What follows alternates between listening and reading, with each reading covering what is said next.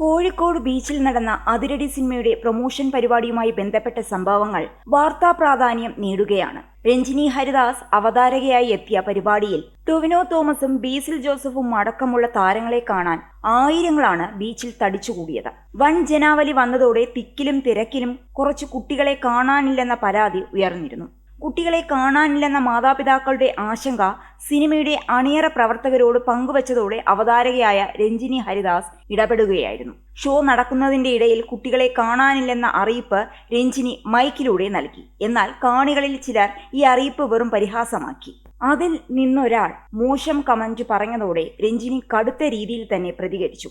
നിന്റെ അമ്മയാണെങ്കിൽ നീ പറയുവോടാ അങ്ങനെ?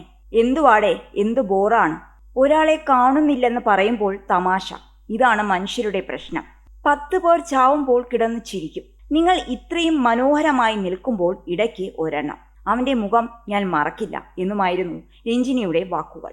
രഞ്ജിനിയുടെ കയ്യിൽ നിന്ന് മൈക്ക് വാങ്ങി സുഹൃത്തുക്കളെ, കുട്ടികളെ കാണാതെ പോയ കാര്യമാണ് പറഞ്ഞുകൊണ്ടിരിക്കുന്നത് എന്ന് കാണികളെ ഓർമ്മപ്പെടുത്തി തുടർന്ന് രഞ്ജിനി മൈക്കിലൂടെ കുട്ടികളുടെ പേര് വിളിച്ചു പറഞ്ഞു. തുടർന്ന് വീണ്ടും ടൊവിനോ മൈക്ക് കയ്യിലെടുത്തു.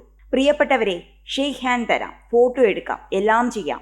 നിങ്ങളുടെ വീട്ടിലെ കുട്ടികളെയാണ് കാണാതായതെങ്കിൽ നിങ്ങൾക്കൊരു നെഞ്ചിടിപ്പ് ഉണ്ടാകില്ലേ? ഈ പേര് വിളിച്ചു പറഞ്ഞ ആരെങ്കിലും ഇവിടെ ഉണ്ടെങ്കിൽ സ്റ്റേജിലേക്ക് വരിക എന്ന് ടൊവിനോ പറഞ്ഞു.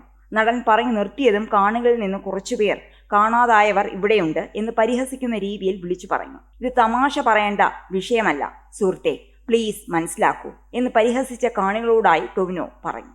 ഈ വീഡിയോകൾ സമൂഹമാധ്യമങ്ങളിൽ വൈറലാണ്. പരിപാടിയിൽ പങ്കെടുത്തവർ തന്നെ കമന്റുകളുമായി എത്തുന്നുമുണ്ട്. വിഷയത്തെ നേരിട്ട രഞ്ജിനി ഹരിദാസിനെയും ടൊവിനോയെയും പ്രശംസിച്ചുകൊണ്ടാണ് കമന്റുകൾ അധികവും.